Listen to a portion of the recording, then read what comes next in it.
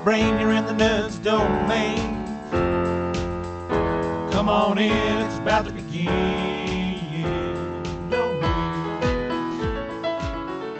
Hi, I'm Matt. I'm John.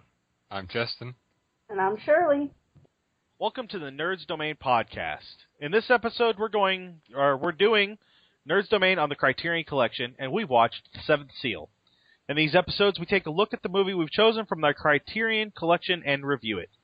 So what is the Criterion Collection? The Criterion Collection is a continuing series of important classic and contemporary films on home video.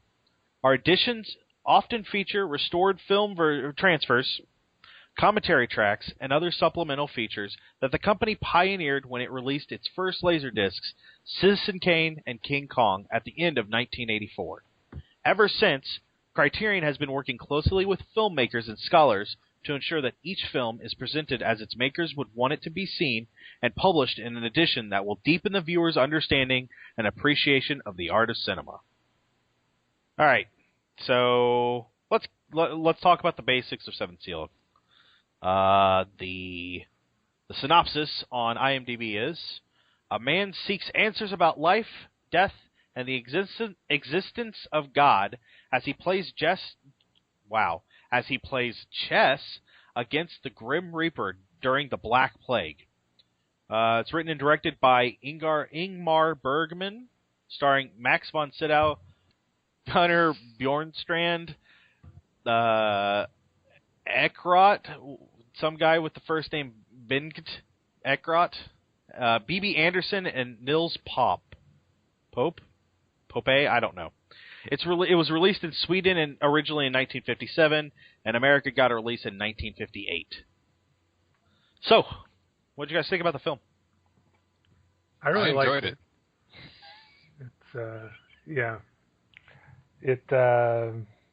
I watched this in college. I've been racking my brain trying to figure out which class it was shown in. I want to say writing probably, but I don't remember for certain. So I enjoyed the film a lot and have for several years now.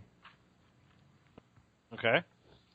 Jesse, what did you think? I enjoyed it. I felt it got a slight confusing start. I wasn't too sure what was going on once basically the chess scene got started, but it explained itself pretty well after that.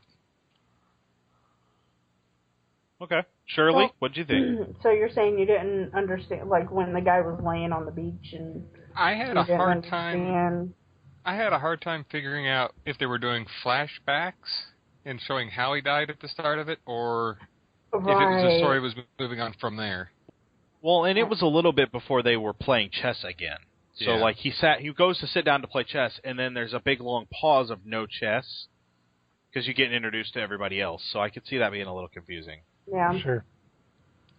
I don't even think they really, say, okay, we're going to pause the game while I travel, and you find me later and we'll play some more. They don't really say that at the beginning, so the confusion is understandable. So the whole idea is Death shows up on the beach where Max von Sydow is. He has just gotten back from the crusade. And Death is like, hey, here I am, time to go. And he's like, how about we play a game of chess for it? And the Death is like, okay, let's do that. And the game stretches out over weeks, days? Indeterminate amount of time, definitely at least 2 days, because we see nightfall twice in the film, but that's the actual weeks, days, a month is kind of irrelevant in the scheme of things. Okay. In my opinion. Well, let's talk about what this movie has influenced. It vaulted Ingmar Bergman to a position of a world-class director. It also started the career of Max von Sydow, who normal current moviegoers would know from Minority Report. He was the bad guy in that. B.B. Anderson did some American movies, but the rest of these actors aren't known really outside of Sweden from the looks of it. Yeah. So, okay. So, I don't know about that. I say, what part did he play? Who? Sidao? Yeah. He was the main knight. Okay. Block. I could have sworn I seen the Squire in something. He seems very familiar. Yes, you might have. very familiar. He did seem familiar to me too, but I looked him up and I didn't recognize anything else he'd done. Oh, okay. This was another movie that we watched in subtitles because it's all in original Swedish. But the death from this movie is actually what it inspires death in a couple of other movies. A couple, like all movies. Is it really that? I don't know. Well, I mean, is it really that big of an influence? I think it is because anytime they want death to be a character before the 80s, it seems like it's a guy with his face painted white and he's wearing a black hood. Okay. Once movie makeup became what it was, I don't know. I guess I haven't watched many movies from before 1982, the year I was born, but I don't remember seeing death portrayed as a person. Occasionally a puppet skeleton or whatever. What's the movie with Bill Murray based on Scrooged? It's Scrooged. As I recall in that one, he's a giant skeleton puppet. I assumed that was in reference to The Christmas Carol. Like this death is in some way a reference to that Christmas Carol death. I know they're different in a lot of ways, but they still seem to have a very similar. You mean the one described in the novel or the story? Well, or in the movies that you see the visual in the movies. Let's see. I don't know if it's not even death. I'm sorry. It's the Ghost of Christmas Future. Right.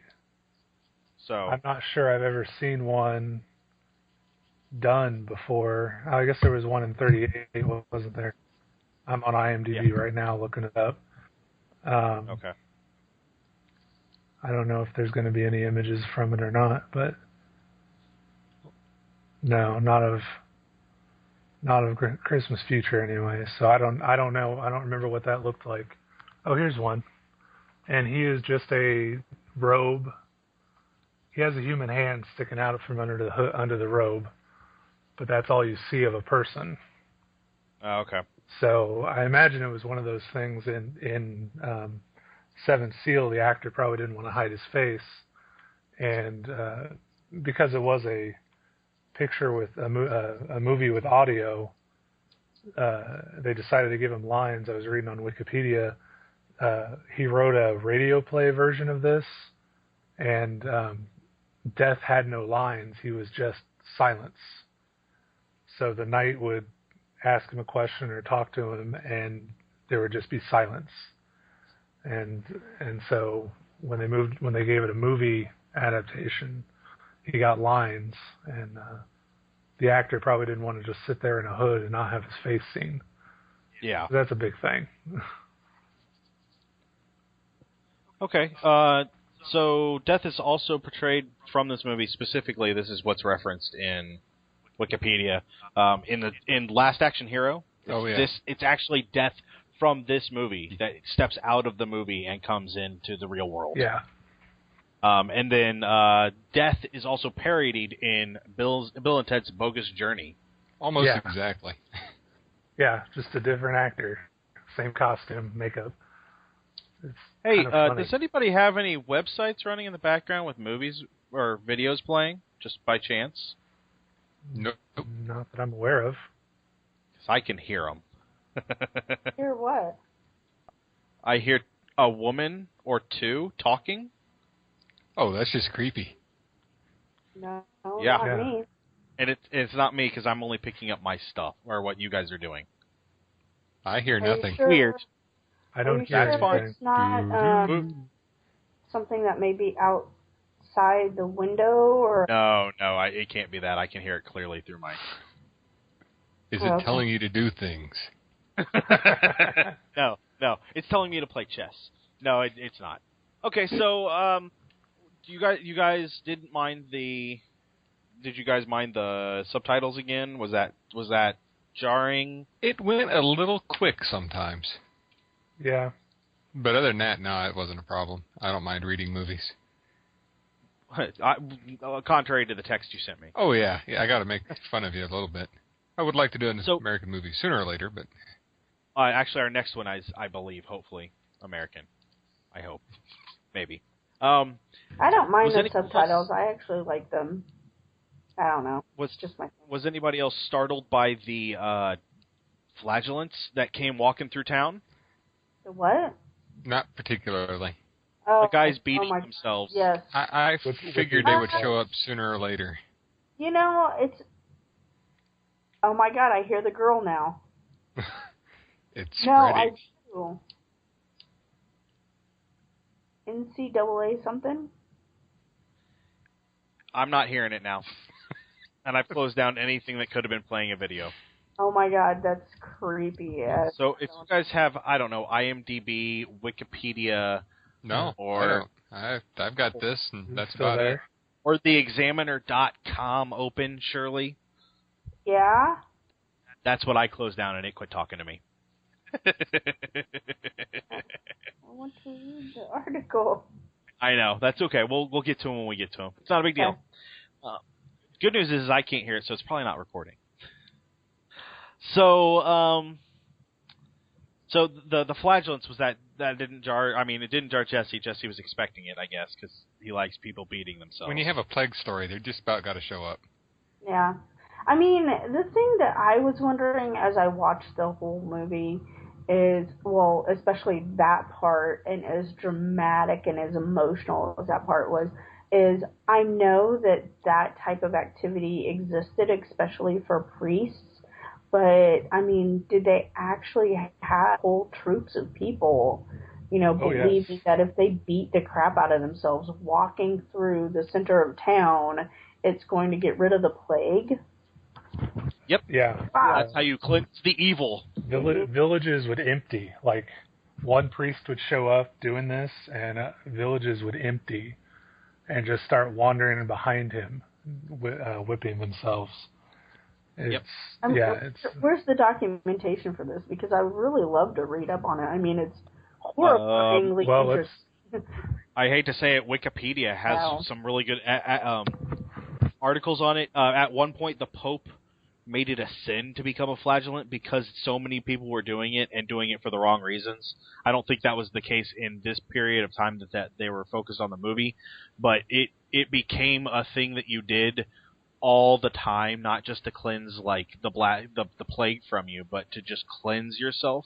And it became dangerous because a lot of people were dying because wounds like that get infected and bleed and are nasty. Well, people thought that the plague was, judgment was the apocalypse was the book of Revelations and all that coming to Earth. Like they thought it was the end of times. So they didn't. There were people would go insane with despair. Is how it was explained to me. They would go insane with despair and just drop what they were doing, and because they were abandoning their lives, they would abandon their children and their wives and families and just go wander the countryside. And I don't know if they knew it, but they actually probably made it worse because they would get infected and carry the plague to the next town. And, if they didn't pick everybody up in that town, then the people left behind might get infected. And so, the reason the Pope banned it was because people were, abandoning their lives, and the Pope didn't, or, the church, the greater Catholic Church, didn't believe it was the end of times, or at least didn't want to believe obviously it wasn't, but didn't want to believe it was the end of times. So they spoke out against it because people were abandoning life and giving up hope, and that's not the point of the Bible. So. Okay. So overall, you guys liked it. You didn't think it was too slow? No, I didn't think it was too slow. No, I mean, no. Okay. I wasn't overly happy with the ending. What do you mean? Why? Because they accepted death, and then the other two people who didn't go with them didn't die? No, because I thought he was only playing for himself. I didn't know he was playing for everybody he came in contact with. And then that... Go ahead, John. Well, I was going to say, did you not pick up on the exchange between Death and the Night at the last scene? I guess he says, I'm coming for everybody that's with you. Everybody that's with you, I'm going to take the next time we meet. Yeah, and I got that. Right, but at that point in time, the performers, the couple with the very young child,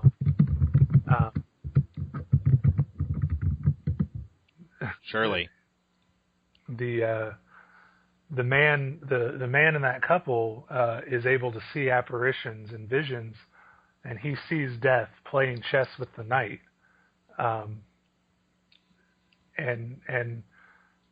when he sees this, he says to his wife, "Hey, Death is here. We need to leave." And they start to pack up and go, even though the wife doesn't believe him. Matt's going to bring that up. But the wife doesn't believe him that he can see these visions, but she trusts him and loves him, so they pack up and leave. And as they're doing this, Death starts to turn around, and at that point, the Night knocks over the chessboard, and then goes, "Oops, I forgot where our pieces were. Oops," even though he's been memorizing the board the whole time. Yeah, because every time they move and he steps up the board, he has to remember where everything was. There's no possible way he could have... Oops, I knocked into it with my little cloak here, and now we can't play anymore. Right, but then the performers with their young child get away, and Death doesn't come for them.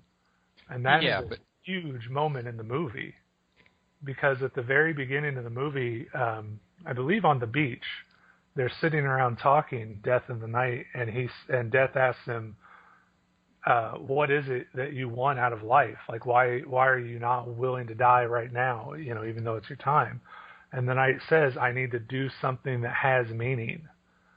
And the point of the movie, or the gist of the movie, is the Night finds his purpose. He saves the performers and their young child from death in that moment.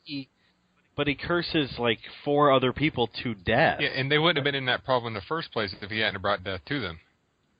Yeah, because he goes to the blacksmith and says, "Hey, why don't you come on over to my house?" And at no point in time does he turn and look at the blacksmith and go, "You know what? This is a bad idea. Only bad things are going to happen from this." He just brings him along after he hears that the next time they meet, Death is taking everybody. But yes, but at the same time, you have to look at the lives of the people who are with him. Specifically, the blacksmith and his wife have, they don't know what to do with themselves anymore. They've given up. They've almost given up on life. They're older, and they're getting on in age. I'm forgetting everything I learned in college about them specifically, but there are things in there that the wife is an adulteress, and in 1958 even that was considered especially bad. So she was, she was a sinner. He was a sinner. He tried to commit murder with the other performer who did not escape death. The young girl who the squire picks up in the dead town is actually already has the plague. She died. She was in a village that died of the plague. Right. So she's already got it. So there's no escape for her. But the actor and the actress and their young child are true innocents. You know, they What about the Squire? the Squire. I think he died on the beach. No, he was there the whole time. Yeah, I know, but I think he saved. was playing for himself also. I mean, Well, yeah, the knight was playing for himself initially, but the Squire was a drunkard and had done evil things out in the Middle East and on the Crusades. And the wife? The She had Black the plague. Yeah, she had the plague too because the plague came to his castle while he was gone. She said everybody else left because of the plague, but I stayed. Yeah. And so she could be seen as just an apparition holding on until her husband shows up. And she knows this is going to happen, that death is coming for them.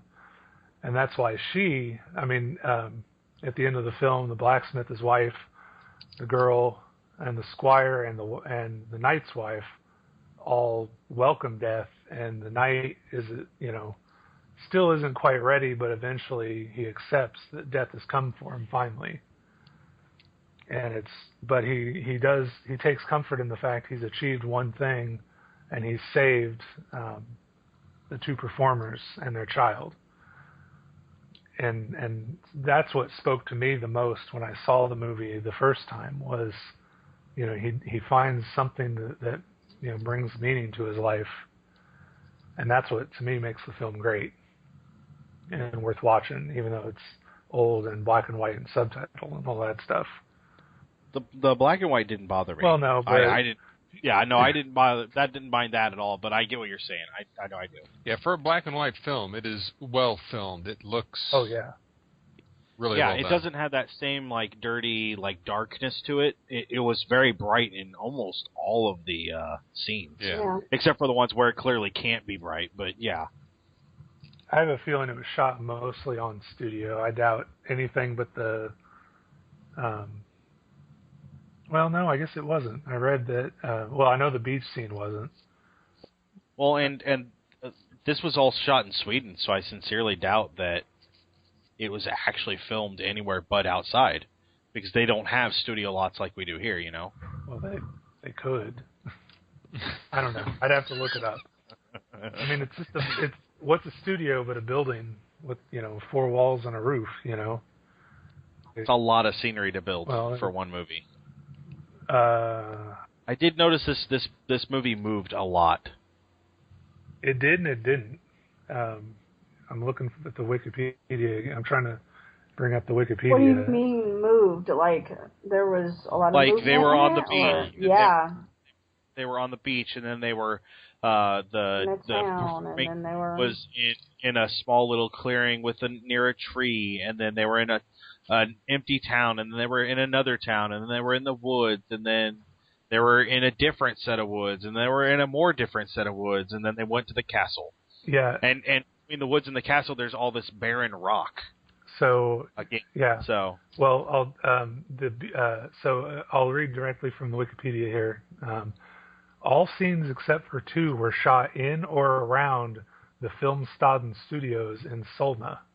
And if I mispronounce those, I'm sorry because I don't know.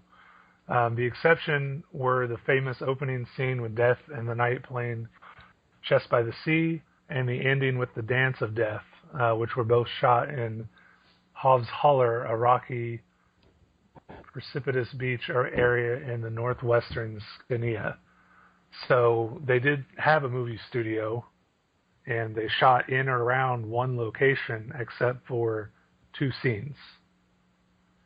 That was all the same place.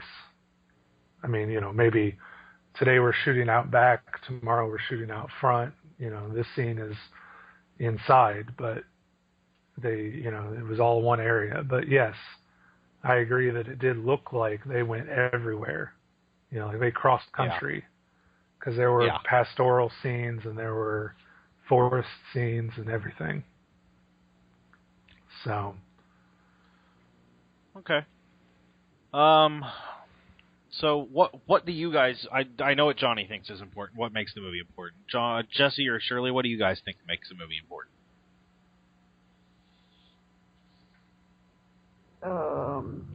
Either one of you. Well, usually everybody talks over me, so I was just waiting for Jesse to go ahead. And I was letting you go first this time.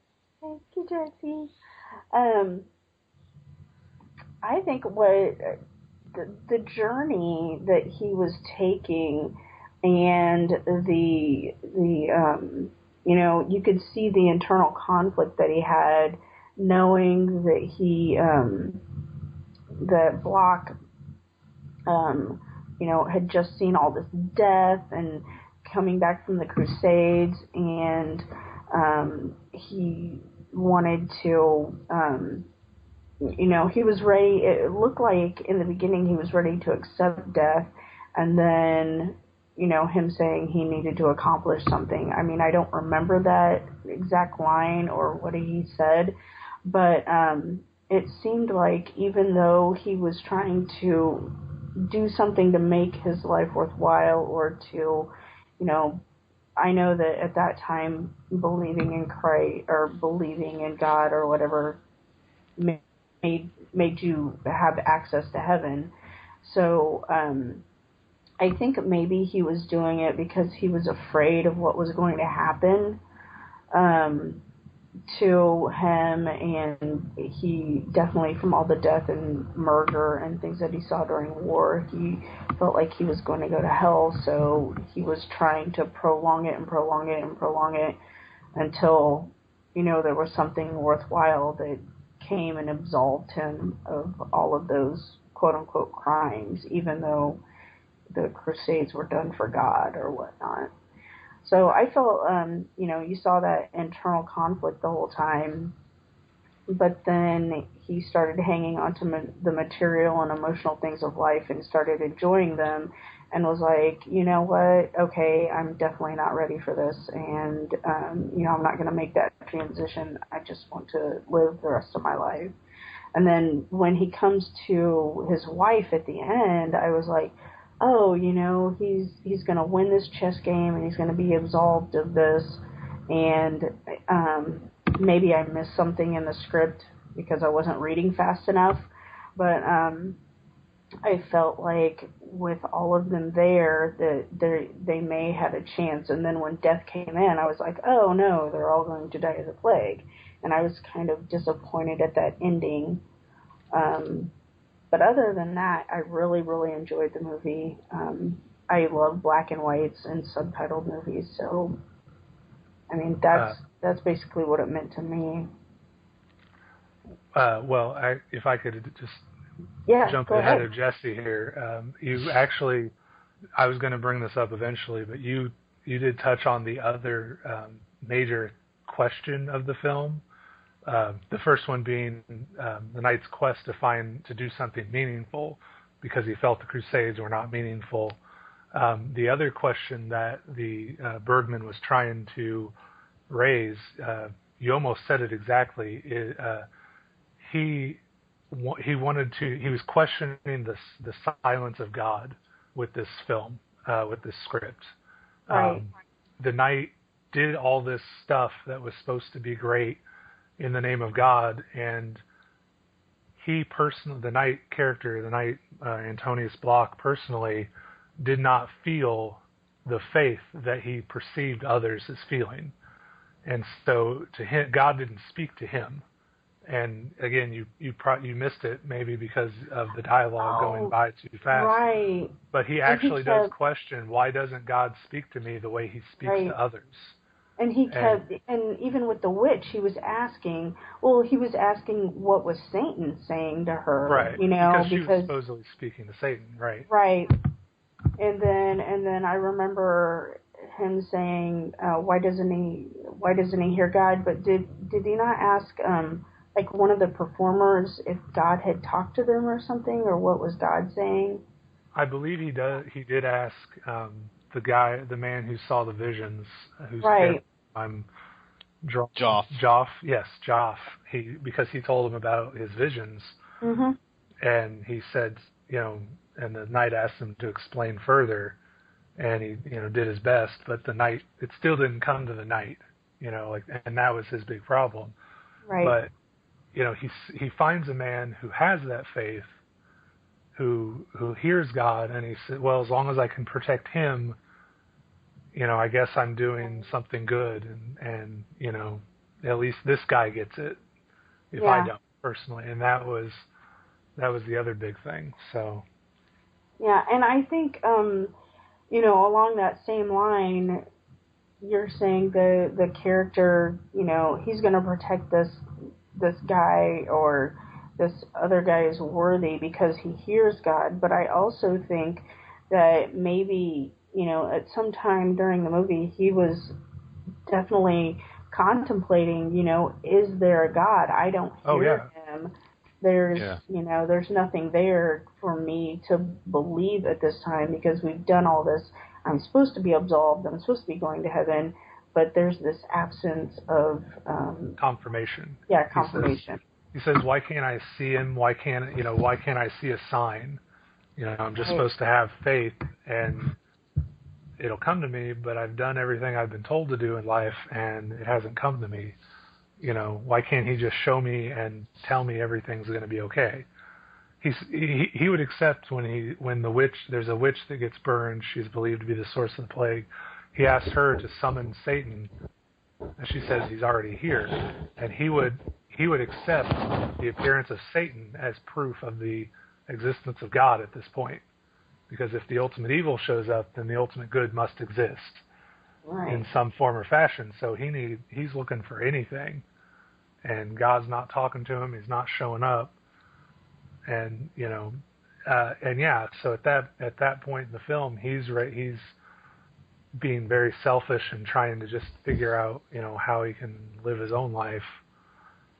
But by the end of the film, he finds a purpose. Yeah. Completes his quest.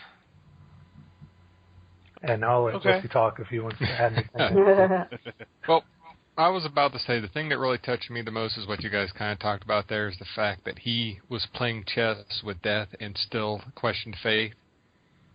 And as a person who lacks faith also, I could see the same thing happening. I mean, even if given proof like that, it's still not what you're looking for. Right. Well, and I don't think that death was supposed to represent the presence of God. He was just death, outside of the good and evil dichotomy, because death comes to everyone, whether they be kings or peasants. He's not there to judge. He's just there to get you to the other side. So I believe the knight even asks him directly, quite often, does God exist? Do you have a sign to give me? And death blows him off and says, either says nothing or says, no, I can't help you with that question. That's not something I can give you. So even playing chess with death isn't confirmation of anything. No. For the knight or for the viewer. So that's right. Okay. All right. Well, it sounds like the three of you guys really enjoyed the film. What did you think? didn't care for it. Oh, that's why you haven't said much. Yeah, it's not that it was bad. It's I just didn't like it. I think it was too character driven, and there wasn't enough explained at the beginning, and I had to guess and piece together too much to get a feel for it. I just didn't care for it. It's not something I would, throw in the trash if I had a copy of, but I don't think I will ever watch this again. Yeah.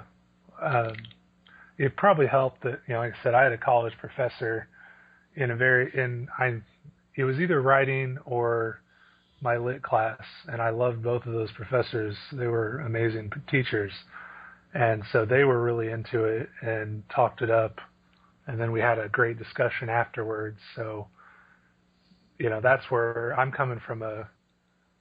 Somebody told me about the movie, and I was told what was awesome about the film as I was watching it. And so I totally understand where you're coming from. I actually was thinking, it'd be kind of cool if somebody did a modern retelling of this story. And I don't know if anybody has. You mean like Bill and Ted's Bogus Journey? No, dead on. It actually made me want to go watch it just to see the scenes and what they did with it, and I want to go back and watch Last Action Hero to see that reference because I like that kind of stuff. But it's not that great of a reference, even with Sir Ian McKellen playing the character of Death. Well, I like Last Action Hero. Well, so they just show the film. Like, they show a bit of the film on screen, and then Ian McKellen steps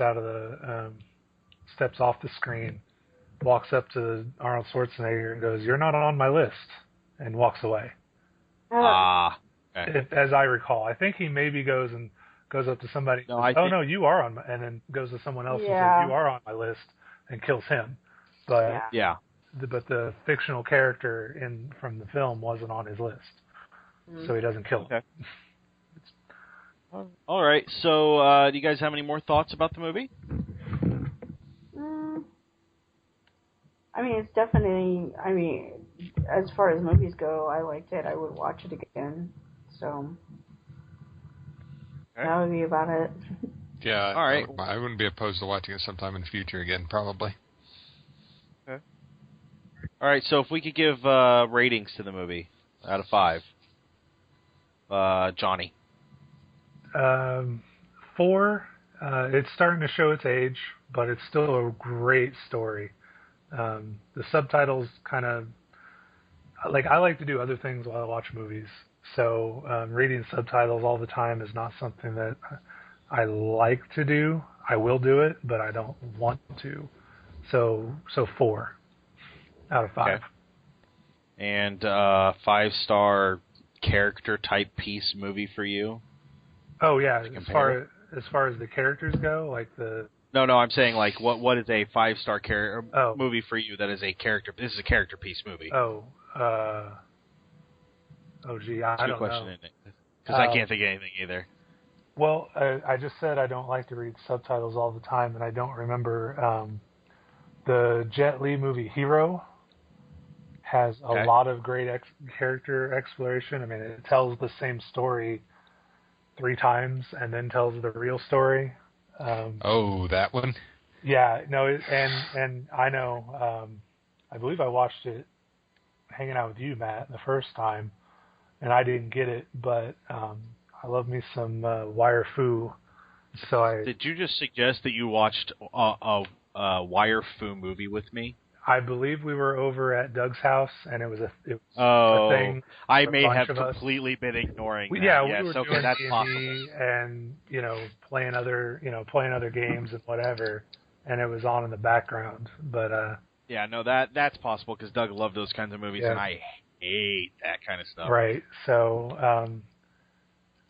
I don't know. It's difficult. I'm not sure. That's just the one that popped into my head, and I really love that movie.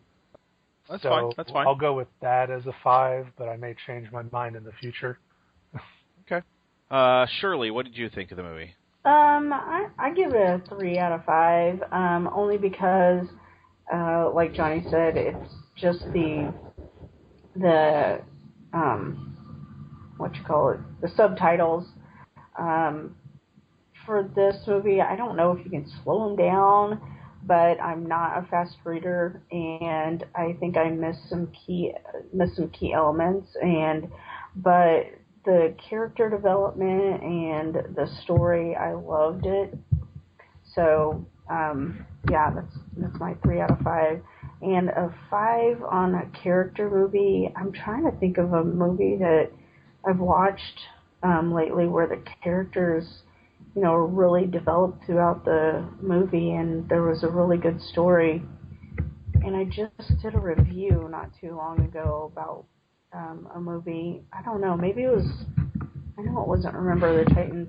I can't really remember. The only thing that keeps popping to mind is Queen Elizabeth, but that's not a 5 on character development for me. So, yeah, I can't remember. Jesse. I give it about 3.5. Can I do points? That's fine. Okay. Again, it breaks down to the subtitles. I don't mind reading, but I don't like reading that fast either. Mm-hmm. Okay. Yeah. And a 5-star character development movie? Ghostbusters, the original. And which characters developed there? And I swear if you say Slimer, I'm hanging up on you. all the main characters, all the living characters. They even fleshed out the secretary. Yeah. Okay. Well, I would argue that. Now I'm forgetting his name. The black guy. Yeah. Let's all go ahead and make it racist. Yeah. I'm forgetting his name all of a sudden. Ernie Hudson. Ernie Hudson? Yes. Yeah. Who is great on Transformers Prime. But anyway. That's what I hear. I would argue that he's supposed to be the everyman, so he doesn't get developed, but there's definite Venkman and Ray Stan's character development that's really good. And even the nerdy neighbor. The nerdy neighbor. Rick Moranis. Oh, Rick Moranis. Yeah. He's fun. You mean the Keymaster? Exactly. I didn't want to spoil it. I think we're all right on a nearly 30-year-old movie. Oh, it's not that old, is it? Yeah. Oh my God. 1986, 85, 7? I don't know. What, you guys were like 7 years old when you watched that? I wasn't 7 years old in 1987, sweetie. Yeah, we were 82, 81. So, as for me, I give it a 2 out of 5. The directing is solid. It really is. The explanation of story and situation is lacking. I didn't have the same problem with the subtitles, but I could see where that was at, where you guys would have those problems. The personalities and the acting from the principal characters was a little rough, and that might be 1950s Sweden. That could be. Maybe it's a culture thing. There were some intense moments. There were some really good moments in the movie, but overall, I can't go above a 2. Yeah. A 5-star character piece for me is one of 2 movies, and I'm only doing 2 because when I say the first one, you're all going to scoff at me. Cable Guy. No, that's a great movie. Is a look at a crazy person who's damaged and messed up because of how he was raised and has no clue how to deal with the rest of the world. Yeah. And if that one's not acceptable, then I would go October Sky. It's the same. It's a. I'd say at least I've seen one of the 2. Yeah. So you see Cable Guy? Exactly. October Sky is about a kid who gets interested in rockets and does it for a science fair, but he has to persevere through, I want to say like Tennessee or Kentucky, like 1950s shaming, and he ends up meeting Werner von Braun and becoming part of the space shuttle team, and it's a historical piece. It's really, really good. I suggest it if the 3 of you guys haven't seen it. October Sky is really good. It sounds familiar now that you've described it, but I don't. I want to say it's Jake Gyllenhaal. Honestly, you know what? I could probably look that up because I have the IMDb. Yeah, and I just thought of another great character, a 5 out of 5 character. What about Ted? I've not seen that. Bill Murray. What about Bob? Isn't it? What about Bob? That's What About Bob? What about okay. Bob? Yeah. Sorry. I've seen What About Bob. What about Bob? That one is a great, exploration of the character of the psychiatrist played by Richard Dreyfuss. Yes. Yeah.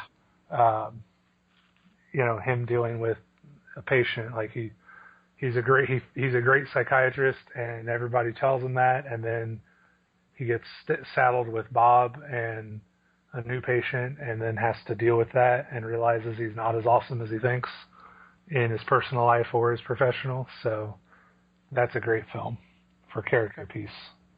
And October Sky is starring Jake Gyllenhaal. Nice. So, all right. Well, is there anything else, guys? No, that's it for me. All right. Well, that is it tonight for the Nerds Domain podcast. You can always send us an email at nerdsdomain@gmail.com, or you can catch us on Twitter. I'm @Quiet. Johnny is @FoolsMask. Shirley is @SNed70. Jestin is @J_Kimmett. And you can catch the company itself at Nerds Domain. You can also catch us on Facebook at facebook.com/nerdsdomain. We want to thank Josh Shop for our music that you heard at the beginning of the show, and you'll hear in just a second. If you enjoy our podcast, we encourage you to give us a review on iTunes and let us know what you think. And we'll talk to you real soon. Thanks.